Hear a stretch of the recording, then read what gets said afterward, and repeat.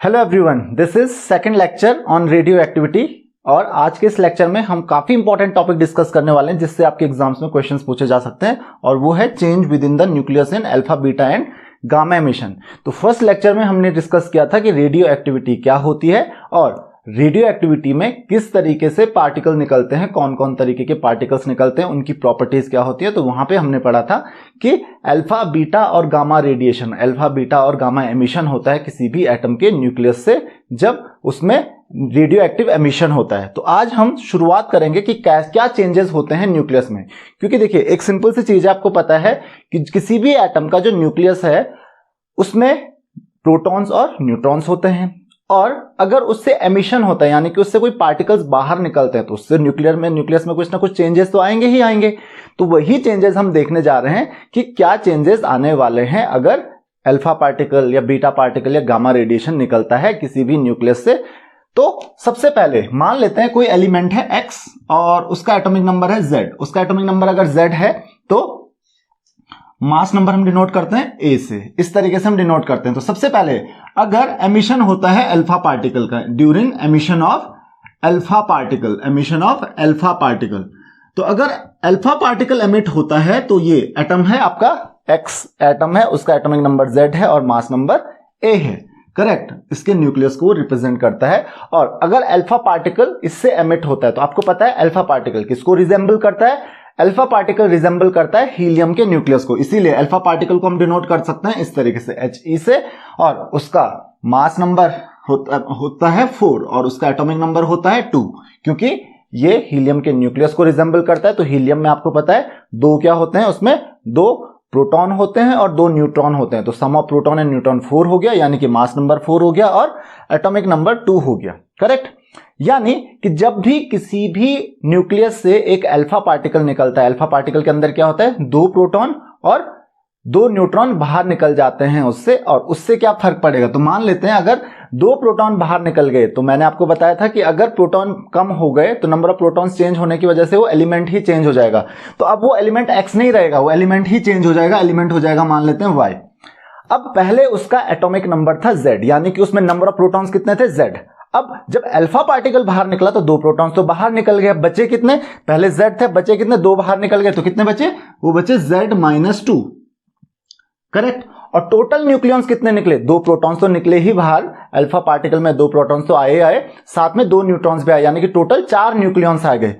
तो total nucleons कितने हैं उसमें, A means protons plus neutrons कितने हैं, A हैं। तो टोटल कितने बाहर आए, 4 बाहर आ चुके हैं, 4 अलग हो चुके हैं। तो बचेंगे कितने, पहले A थे, 4 अलग हो गए, बचे कितने, A-4। तो इस चीज का ध्यान रखेंगे। तो कभी भी एमिशन होता है अल्फा पार्टिकल का किसी भी एटम से, तो पहली बात एटम चेंज हो जाता है, एलिमेंट का जो एटॉमिक नंबर है वो 2 कम हो जाता है और मास नंबर 4 कम हो जाता है, यहां पे आप देख सकते हो क्लियरली। और साथ में ऑब्वियसली अल्फा पार्टिकल का एमिशन हो रहा है तो अल्फा पार्टिकल तो साथ में आपको मिलेगा ही। तो आई होप कि आपको इतना समझ में आ गया होगा। दूसरी चीज है, दूसरे टॉपिक के बारे में हम बात करते हैं कि emission of beta particle, emission of beta particle. तो एमिशन ऑफ बीटा पार्टिकल पहले हम समझते हैं कि बीटा पार्टिकल कहां से आता है, क्योंकि आपको पता है कि बीटा पार्टिकल का चार्ज नेगेटिव होता है, और मैंने आपको पिछले लेक्चर में बताया था कि नेगेटिवली चार्ज पार्टिकल न्यूक्लियस के अंदर आया कहां से, क्योंकि न्यूक्लियस के अंदर 2 ही तरीके के पार्टिकल्स होते हैं, एक तो होता है प्रोटॉन और दूसरा होता है न्यूट्रॉन। तो ये नेगेटिवली चार्ज पार्टिकल्स आए कहां से न्यूक्लियस के अंदर, ये सबसे बड़ी प्रॉब्लम होती है आपको समझने में। तो वही हमको समझना है कि बीटा पार्टिकल पहले आया कहां से न्यूक्लियस के अंदर, तभी हम समझेंगे कि बीटा पार्टिकल के एमिशन से होता क्या। वैसे तो आपके लिए काफी समझना काफी कॉम्प्लिकेटेड है, क्योंकि बहुत सारे और भी सब एटॉमिक पार्टिकल्स होते हैं जो रेडिएट होते हैं, लेकिन हमको अभी उतनी डिटेल्स में नहीं जाना है। तो मैं आपको दूसरे तरीके से, एक सिंपल तरीके से समझा देता हूं कि बेसिकली होता क्या है। आप ये एज्यूम कर सकते हो कि एक जो न्यूट्रॉन होता है, न्यूट्रॉन जो होता है वो बनता है कॉम्बिनेशन से एक प्रोटॉन के और एक इलेक्ट्रॉन के, यानी कि एक प्रोटॉन और एक न्यूट्रॉन के एक प्रोटॉन और एक इलेक्ट्रॉन के कॉम्बिनेशन से न्यूट्रॉन बनता है।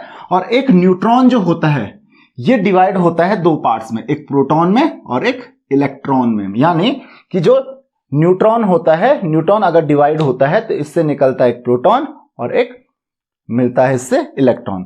अब न्यूट्रॉन, क्या नंबर ऑफ न्यूट्रॉन्स का एटॉमिक नंबर्स में कोई कंट्रीब्यूशन है? बिल्कुल नहीं है। नंबर ऑफ न्यूट्रॉन्स कितने भी हो उससे एटॉमिक नंबर पे कोई फर्क नहीं पड़ेगा। यानी कि अगर एक न्यूट्रॉन है तो उसके लिए एटॉमिक नंबर क्या असाइन करेंगे हम? 0 करेंगे। 0 क्यों किया? क्योंकि number atomic number is equal to number of protons. अगर एक प्रोटॉन है तो एटॉमिक नंबर 1 हो जाएगा, तो यहां पे अगर एक प्रोटॉन है तो उसके लिए एटॉमिक नंबर कितना होगा? 1 होगा, करेक्ट। और mass number is sum of the number of protons plus neutrons. तो अगर एक न्यूट्रॉन है तो उसके लिए मास नंबर कितना असाइन होगा? उसके लिए 1 होगा, क्योंकि mass number is equal to number of protons plus neutrons. तो जितने प्रोटॉन्स होंगे, अगर एक न्यूट्रॉन है तो एक मास नंबर, एक प्रोटॉन और एक न्यूट्रॉन है तो 1 + 1 2 हो जाएगा। यहां पे एक ही न्यूट्रॉन है, तो यानी कि इसके लिए मास नंबर कितना असाइन होगा? 1। और उसी तरीके से प्रोटॉन के लिए भी मास नंबर कितना असाइन होगा? 1, करेक्ट।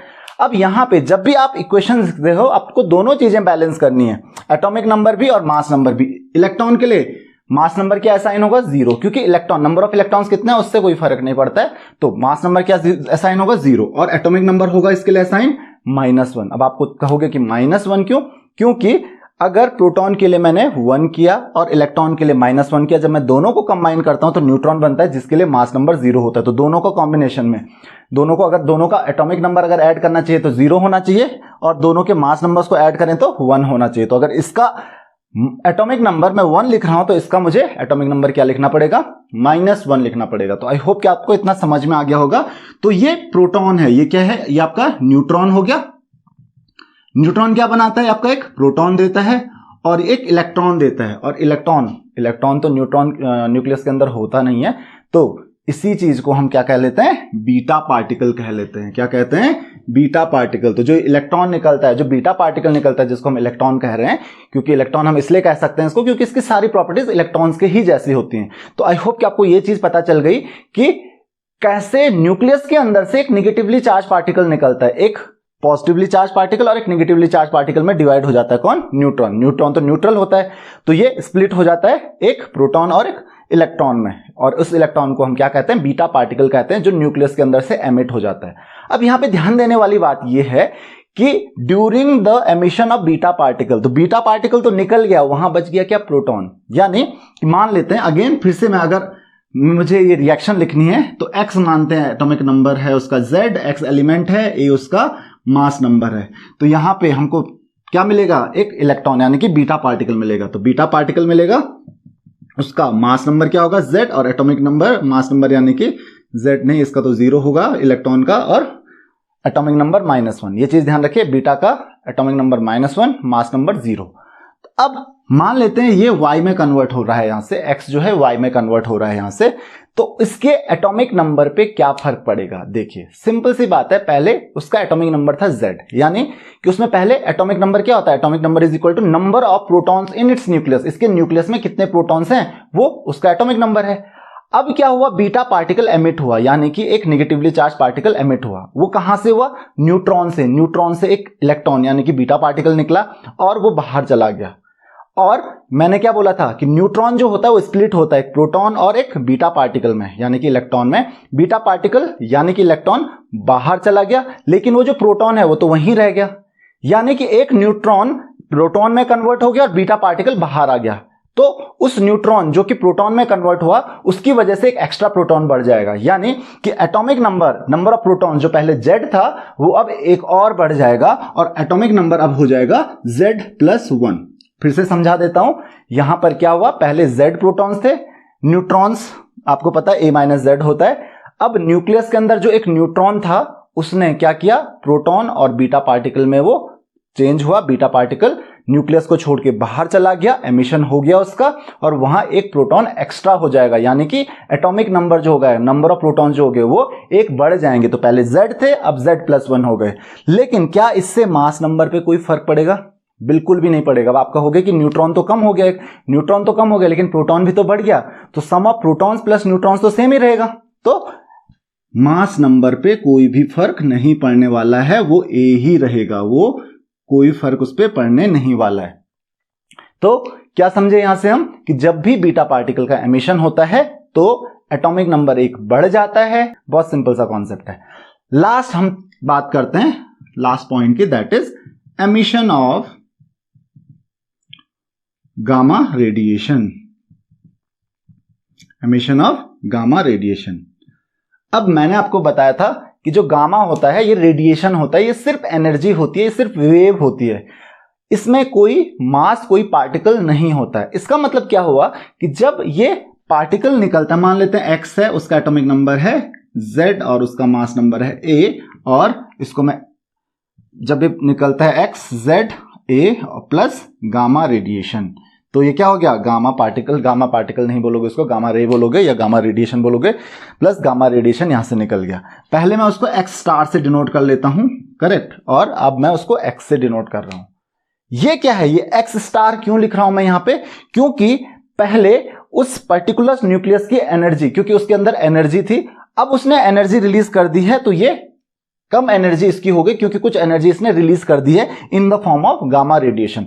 तो ये जो x स्टार में डिनोट कर रहा हूं, ये न्यूक्लियस होगा विद हाई एनर्जी, और हाई एनर्जी न्यूक्लियस को हम कहते हैं nucleus, this nucleus is in excited state. Excited nucleus है। एक्साइटेड क्यों, क्योंकि इसमें एनर्जी ज्यादा है, और आप में जब भी एनर्जी ज्यादा होगी तो आप एक्साइटेड होंगे ही होंगे, तो क्योंकि इसके अंदर एनर्जी ज्यादा थी तो it is in excited state. So this is the excited state of nucleus. Nucleus excited state में है क्योंकि उसके पास एनर्जी बहुत ज्यादा है।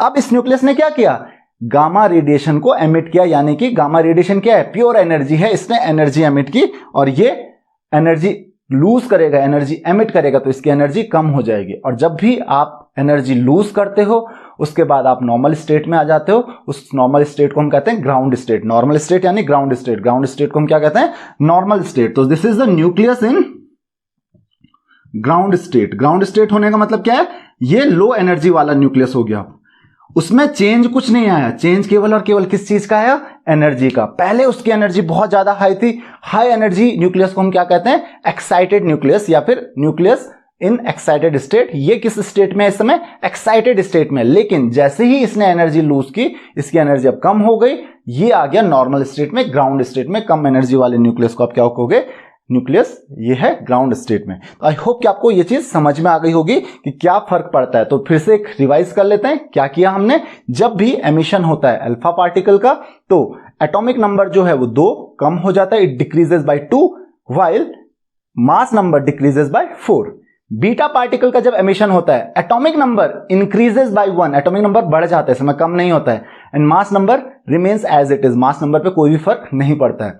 During the gamma emission, gamma particle, gamma radiation जब एमिट होता है तो during gamma radiation, emission of gamma radiation, particle नहीं बोलते हम गामा को, तो during gamma emission atomic number increases और डिक्रीजेस, कोई फर्क नहीं पड़ता है, नीदर इंक्रीजेस, ना एटॉमिक नंबर इंक्रीज होता है ना मास नंबर चेंज होता है। तो there is no change in atomic and mass number. हाँ, जो न्यूक्लियस होता है वो एक्साइटेड स्टेट से ग्राउंड स्टेट में आ जाता है। एक्साइटेड मतलब क्या हुआ, हाई एनर्जी से लो एनर्जी हो जाती है उसकी, बट एटॉमिक या मास नंबर पे उससे कोई फर्क नहीं पड़ता है।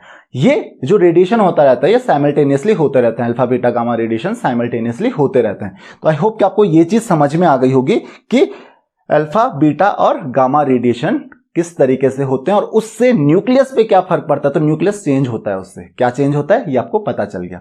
नेक्स्ट टॉपिक पे हम अब आ जाते हैं, that is uses of radio activity. Radio activity के यूजेस क्या क्या होते हैं। तो रेडियो एक्टिविटी के बहुत सारे यूजेस होते हैं। बेसिकली आपको पता है कि जो 82 से ऊपर जितने भी एलिमेंट्स होते हैं जिसका एटॉमिक नंबर 82 से ज्यादा होता है, जो हैवी एलिमेंट्स होते हैं वो जनरली उनके आइसोटोप्स या फिर वो एलिमेंट्स ज्यादातर क्या होते हैं, मोस्टली उनमें से क्या होते हैं, वो रेडियो एक्टिव होते हैं। तो उन्हीं सब्सटेंसेस के जो रेडियो एक्टिव आइसोटोप्स होते हैं उनको हम एक और टर्म से जानते हैं, उनको हम कहते हैं रेडियो आइसोटोप्स। तो 82 एटॉमिक नंबर से हायर एलिमेंट्स ज्यादातर क्या होते हैं, रेडियो एक्टिव्स होते हैं, और उनके कुछ आइसोटोप्स होते हैं वो भी रेडियो एक्टिव होते हैं। तो उनमें से कुछ एलिमेंट्स के रेडियो एक्टिव आइसोटोप्स होते हैं, उन्हीं रेडियो एक्टिव आइसोटोप्स को हम कहते हैं रेडियो आइसोटोप्स। इन रेडियो आइसोटोप्स को हम बहुत जगह यूज करते हैं। तो क्या क्या यूजेस हैं उनके, मेडिकल यूजेस हैं, साइंस में हम यूज कर सकते हैं, इंडस्ट्रियल यूजेस हैं, एक एक करके हम डिस्कस करते हैं। तो सबसे पहले हम आ जाते हैं मेडिकल यूजेस में। तो मेडिकल यूजेस में सबसे पहले मेडिकल यूजेस क्या क्या होते हैं, तो आपने देखा होगा कैंसर, ल्यूकेमिया जैसी डिजीजेस अगर होती हैं तो उनमें उनकी थेरेपी के लिए आपने एक वर्ड सुना होगा, रेडियोथेरेपी। तो रेडियोथेरेपी में हम किस चीज का यूज करते हैं, रेडियो एक्टिव सब्सटेंसेस का यूज करते हैं। वहां पे हम कोबाल्ट का एक रेडियो एक्टिव आइसोटोप यूज करते हैं। तो वहां पे रेडियो एक्टिव आइसोटोप्स को, या आप कह सकते हो रेडियो आइसोटोप्स को, या फिर रेडियो एक्टिविटी का यूज करके हम कैंसर को, जो आपको पता है कि जो ट्यूमर होता है, जो कैंसर वाले सेल्स होते हैं, उनको डिस्ट्रॉय करने के लिए हम क्या यूज करते हैं, रेडियो एक्टिविटी का यूज करते हैं, रेडिएशन का यूज करते हैं। तो ये आपको समझ में आ गया होगा। और क्या यूजेस होते हैं मेडिकल में, तो और यूजेस भी होते हैं, जैसे कुछ सॉल्ट्स होते हैं, जैसे सोडियम क्लोराइड सॉल्ट्स, या फिर सॉल्यूशंस होते हैं, जैसे रेडियो एक्टिव आयरन हो गया, रेडियो एक्टिव सोडियम क्लोराइड हो गया। तो इन सब्सटेंसेस को हम यूज करते हैं फॉर डिटेक्शन ऑफ डिजीजेस। तो जैसे आपको ब्रेन ट्यूमर है, ब्रेन में कुछ प्रॉब्लम है, तो इसके डिटेक्शन के लिए हम लोग रेडियो एक्टिव आइसोटोप्स को यूज करते हैं, जिनको हम ट्रेसर्स भी कहते हैं। तो इन ट्रेसर्स की हेल्प से हम डिटेक्शन कर सकते हैं, डायग्नोसिस कर सकते हैं कि कौन सी डिजीज किसी पर्सन को है। तो दूसरा यूज ये हो गया।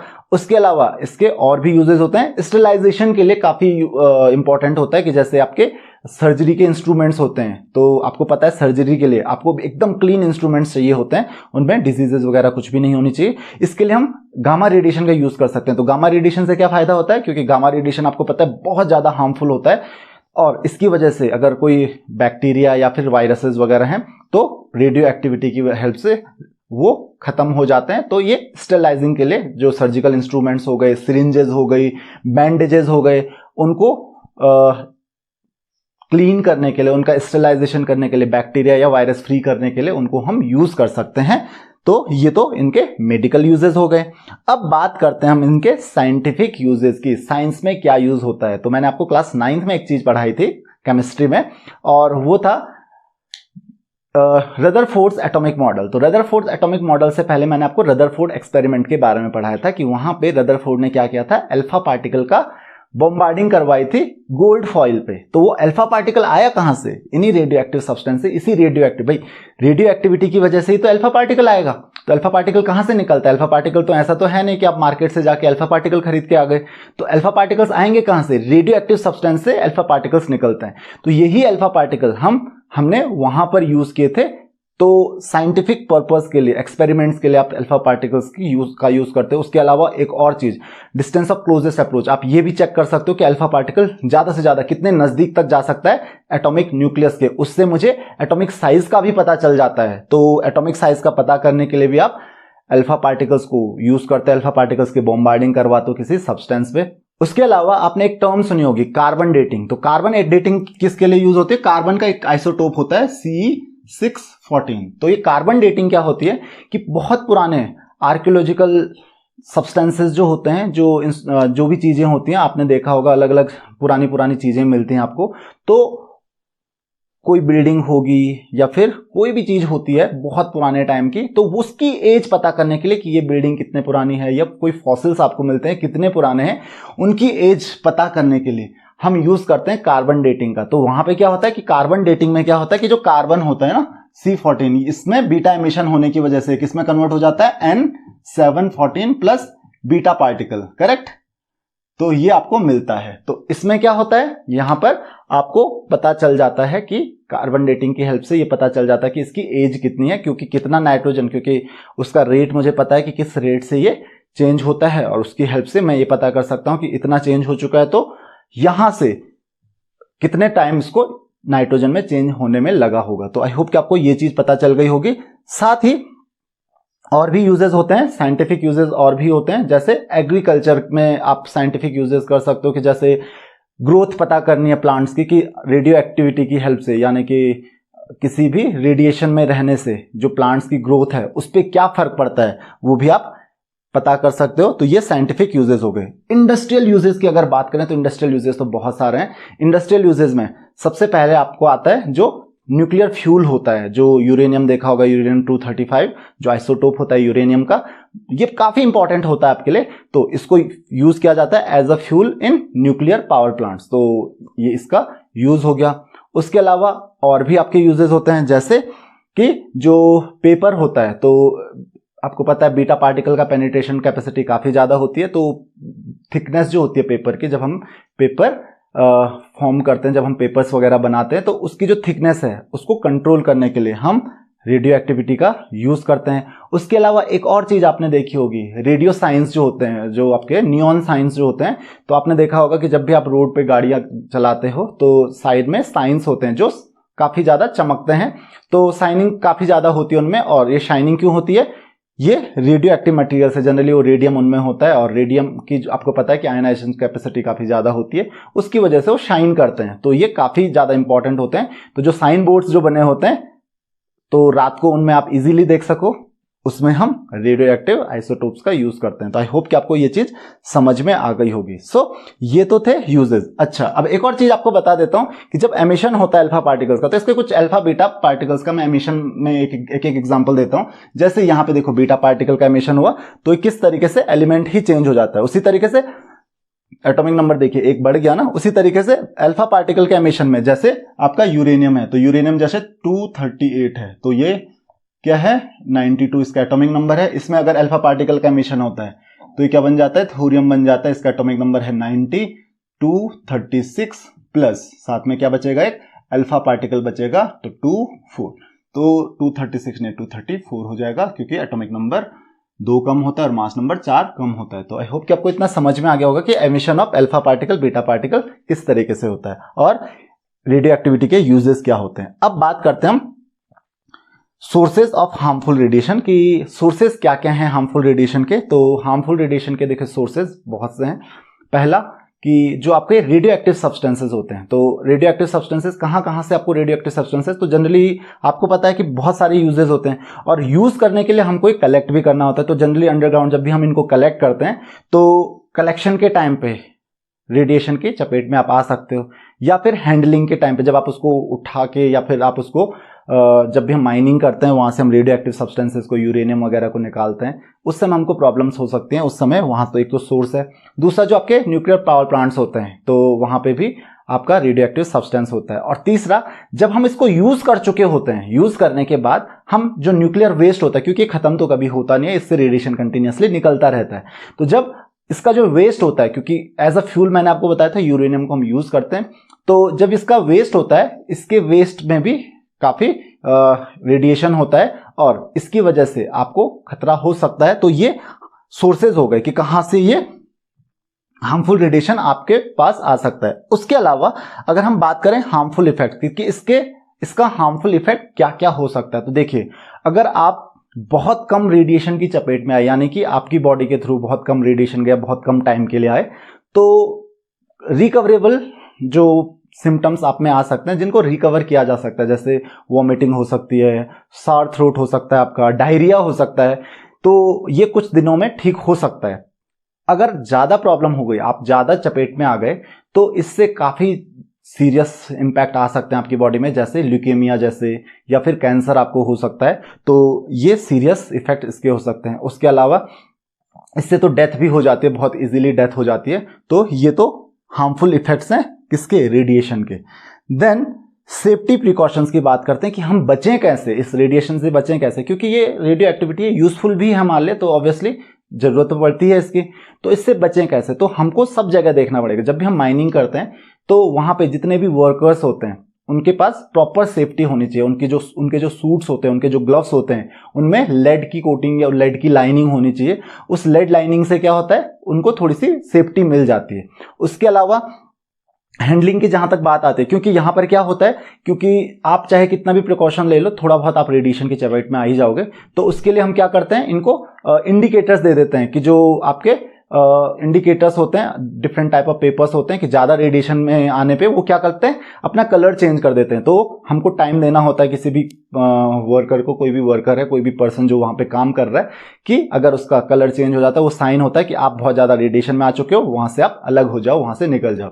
तो उससे क्या होता है कि एक पर्सन बहुत ज्यादा रेडिएशन में नहीं आएगा और उससे उसकी जान बच जाएगी। उसके अलावा तो ये तो थे सेफ्टी हैंडलिंग के टाइम पे, कि कोई जो हैंडलिंग कर रहा है रेडियो एक्टिव मटेरियल की। दूसरा, जहां पर हम यूज करते हैं जनरली पावर प्लांट्स में।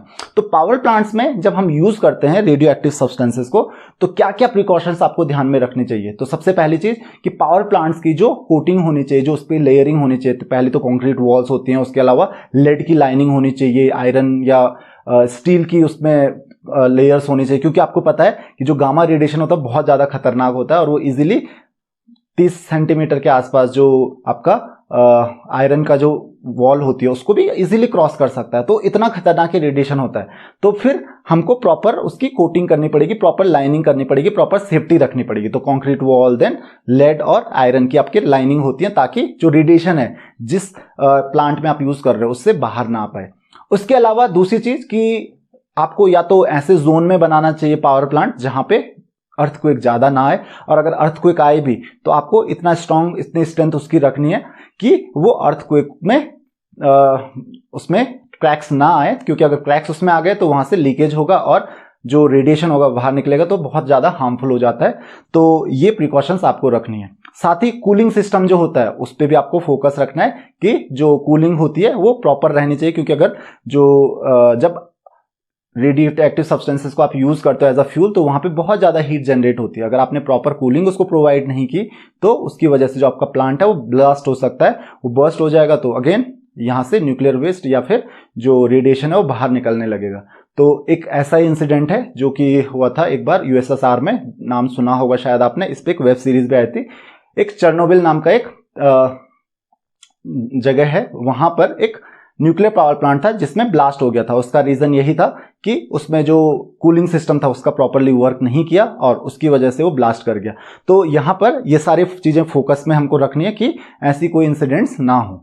देन तो ये तो बात हो गई किसकी, कि पावर प्लांट्स में किस तरीके से प्रिकॉशंस आपको रखनी है। तीसरी चीज आती है आपका जो वेस्ट होता है उसको मैनेजमेंट करने के लिए। तो वेस्ट को सबसे पहले तो एक प्रॉपरली उसका इंसुलेशन होना चाहिए, प्रॉपरली जो कास्ट होते हैं, जो भी उसके कंटेनर्स होते हैं प्रॉपरली इंसुलेटेड होने चाहिए।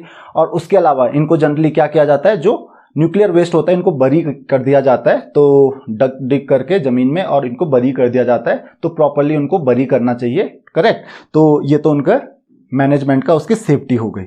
लास्ट टॉपिक पे पहुंच जाते हैं हम लोग आज का, दैट इज बैकग्राउंड रेडिएशन। तो बैकग्राउंड रेडिएशन क्या होता है कि अगर आप रेडियो एक्टिव सब्सटेंस के कांटेक्ट में नहीं भी हो ना, तो भी आप 24 घंटे लाइफ टाइम हमेशा रेडियो एक्टिविटी को फेस करते रहते हो। अब कैसे, इसके तो जिस रेडियो एक्टिविटी को, जिस रेडिएशन को आप फेस करते रहते हो even in the absence of radio active substances, ऐसा नहीं है कि आपके आसपास यूरेनियम रखा हुआ है लेकिन फिर भी आप रेडियो एक्टिविटी के कांटेक्ट में 24 घंटे रहते हो, उसी को हम कहते हैं बैकग्राउंड रेडिएशन। घबराने की बात नहीं है, ये इतना ज्यादा हार्मफुल नहीं होता, क्योंकि बैकग्राउंड रेडिएशन जो होता है बहुत वीक होता है। अभी बैकग्राउंड रेडिएशन आता कहां से, यानी कि रेडिएशन आया कहां से, रेडियो एक्टिव सब्सटेंस तो दिख नहीं रहे हमें अपने आसपास, तो ये आता है विद इन दो तरीके से। एक तो विद इन योर बॉडी, आपकी बॉडी के अंदर से ही आपको बैकग्राउंड रेडिएशन मिलेगा, और दूसरा एक्सटर्नल सोर्सेज। तो इंटरनल और एक्सटर्नल सोर्सेज होते हैं। अब आपकी बॉडी में कहां से आता है, तो आपकी बॉडी में अलग अलग सब्सटेंस, जैसे कार्बन है, कार्बन का आइसोटोप तो होगा एक आध, बहुत कम, बहुत ही कम होते हैं, तो आपको घबराने की जरूरत नहीं है।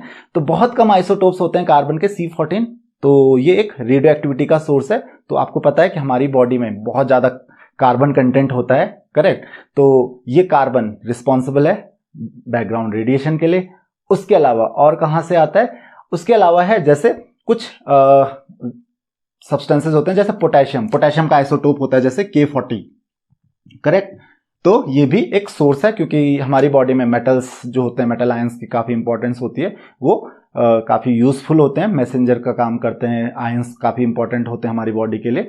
तो K40 जो पोटेशियम का जो दूसरा आइसोटोप है, ये भी रेडियो एक्टिव होता है। देन उसके अलावा और क्या हो सकता है, जो एक्सटर्नल सोर्सेज होते हैं, एक्सटर्नल सोर्सेज कहां से होते हैं, जो आपका कॉस्मिक रेडिएशन होता है, सोलर रेडिएशन होता है। तो जो सन से, बाकी स्टार से, वो तो कंटिन्यूअसली रेडिएशन एमिट करते रहते हैं। तो थोड़ा बहुत, बहुत ज्यादा नहीं, बहुत थोड़ा, क्योंकि मोस्टली जो रेडिएशन होता है उसको हमारा एटमॉस्फेयर जो है वो रोक लेता है और हमारी अर्थ तक बहुत कम पहुंचता है। इसीलिए हम 24 घंटे रेडिएशन से सराउंडेड है। हाउएवर इतना हार्मफुल वो हमारे लिए नहीं है। तो ये रेडिएशन क्या है, ये जिसमें हम सराउंडेड हैं। कॉस्मिक रेडिएशन भी हो सकता है, कॉस्मिक यानी कि अर्थ से बाहर से जो आ रहा है, सोलर रेडिएशन। तो सन भी आपको पता है बहुत ज्यादा रेडिएशन एमिट करता है, हालांकि यहां तक बहुत ज्यादा नहीं पहुंचता, लेकिन बहुत कम क्वांटिटी में आप उससे सराउंडेड होते हो। तो आई होप कि आपको ये बैकग्राउंड रेडिएशन का कॉन्सेप्ट भी समझ में आ गया होगा। So this is all in this lecture. अगर आपकी कोई भी क्वेरीज हैं, कोई भी डाउट्स हैं, तो आप मुझे कमेंट्स, फेसबुक, इंस्टाग्राम, कहीं पर भी क्वेश्चंस पूछ सकते हैं। See you in the next lecture. Thank you very much.